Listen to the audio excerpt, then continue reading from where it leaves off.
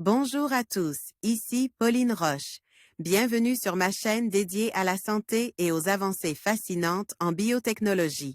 Si vous êtes curieux de découvrir comment ces innovations transforment notre bien-être et notre avenir, n'hésitez pas à vous abonner pour ne rien manquer. Prêt à en savoir plus? Bonjour Allons-y! à tous. Dans cette vidéo, je vais vous emmener dans un voyage fascinant à travers le monde des cellules et des tissus.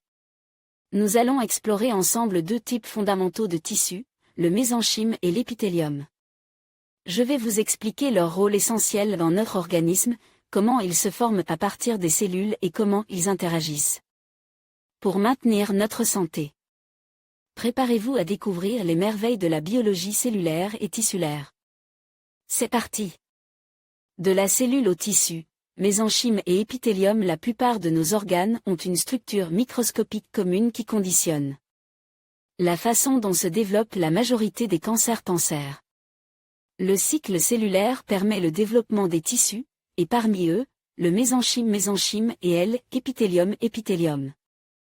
Le corps humain est fait de tissus, compose de cellules. Google, nous allons nous intéresser rapidement à la façon dont sont conçus les tissus du corps humain et observer leur organisation générale. Cela permettra d'aborder les notions nécessaires à la compréhension des mécanismes du cancer. De la cellule au tissu. Figure 1. Schéma de l'organisation microscopique de la paroi externe de l'estomac. Nos organes sont organisés en tissus qui sont eux-mêmes constitués de cellules spécialisées.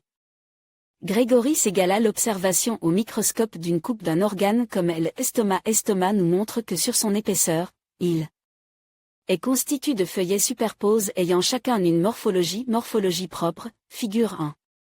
Ces différents feuillets sont appelés les tissus, ils sont eux-mêmes constitués de cellules. La conception des tissus s'effectue grâce à la multiplication des cellules, figure 2. Ce processus de multiplication des cellules s'appelle la prolifération cellulaire qui consiste à la croissance d'une cellule puis à sa division en deux cellules filles, qui peuvent à leur tour croître et se diviser. La prolifération cellulaire conduit à la conception d'une masse organisée de cellules qui forment un tissu. Figure 2. La multiplication cellulaire. Pour se multiplier, une cellule augmente sa taille au cours de la croissance cellulaire puis elle se divise en deux cellules filles. Grégory Segala, organisation des tissus, mésenchyme et épithélium. Les deux principaux types tissulaires qui vont nous intéresser dans ce dossier sont le tissu mésenchymateux ou mésenchyme et le tissu épithélial ou épithélium qui repose sur le mésenchyme, figure 3. Figure 3. Schéma général de l'organisation tissulaire d'un organe. On peut voir le mésenchyme et l'épithélium. Grégory Segala, l'épithélium assure la fonction de l'organe qu'il occupe comme l'épithélium intestinal assure l'absorption des nutriments par l'intestin. Le mésenchyme est un tissu de maintien physique et de nutrition. Il est parcouru par les vaisseaux sanguins qui alimentent l'ensemble des tissus en oxygène et en nutriments. Une fine couche de protéines appelée la membrane basale sépare l'épithélium du mésenchyme. Nous verrons que cette couche constitue une barrière importante à l'invasion tumorale.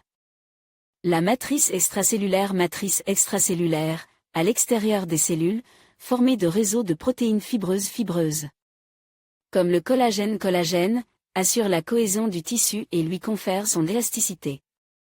En conclusion, nous avons exploré le fascinant voyage de la cellule au tissu, en mettant en lumière le rôle essentiel du mésenchyme et de l'épithélium.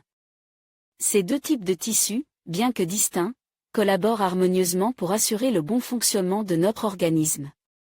Le mésenchyme, avec sa capacité à se différencier en divers types cellulaires, et l'épithélium, avec sa fonction protectrice et sélective, illustrent la complexité et l'ingéniosité de la biologie humaine. Comprendre ces interactions nous permet d'apprécier davantage la richesse de la vie au niveau cellulaire et tissulaire. Merci de nous avoir accompagnés dans cette exploration.